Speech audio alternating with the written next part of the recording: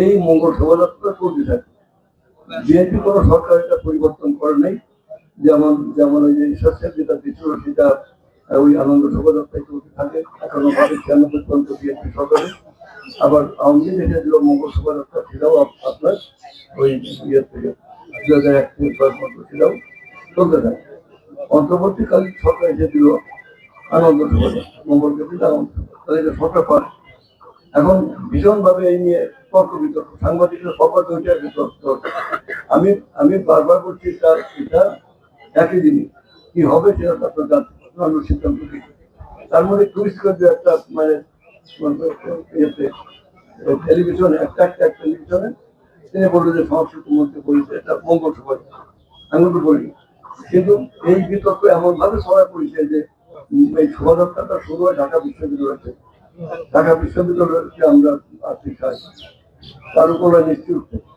তারপরে আপনার যুক্ত হয় শিল্পকলা academy, Bangla academy, Nazrul institute, Chhayanaut, তারপরে বলো যে বুলবুল কলা একাডেমি, সবই বিভিন্ন জায়গায় প্রোগ্রাম করে। আমরা এবার আগামীকালকে আমি সিদ্ধান্ত হবে আমার মিটিংয়ে পরে, এখন আগে আমি বলে দিচ্ছেন তবে আমি বলছি যে আনন্দ হবে না, মঙ্গল হবে না, নতুন নাম হবে, সেটি হবে, সেটি কন্টিনিউ হবে। বৈশাখী শোভাযাত্রা, বৈশাখী শোভাযাত্রা, বৈশাখী মেলা, বৈশাখী শোভাযাত্রা, সবই বৈশাখী। যেখানে ইউনেস্কো ইন্টারন্যাশনালি বলেছে এটা মঙ্গল শোভাযাত্রা, যেখানে আমাদের ইউনেস্কো কবে করছে? ইউনেস্কো এটা এখানে মঙ্গল যাত্রা নামে ইউনেস্কো জন্ম কবে? ইউনেস্কো কবে থেকে করে জানো? ইউনেস্কো কবে থেকে জানো না?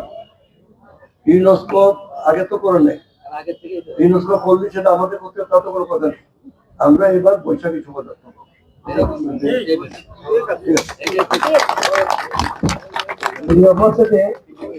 এই পর্যায়ে আজকের এই ভিত্তিপত্র উদ্বোধন উপলক্ষে অনুষ্ঠানের সমাপনী বক্তব্য রাখবেন আজকের এই অনুষ্ঠানের সম্মানিত সভাপতি মাগুরা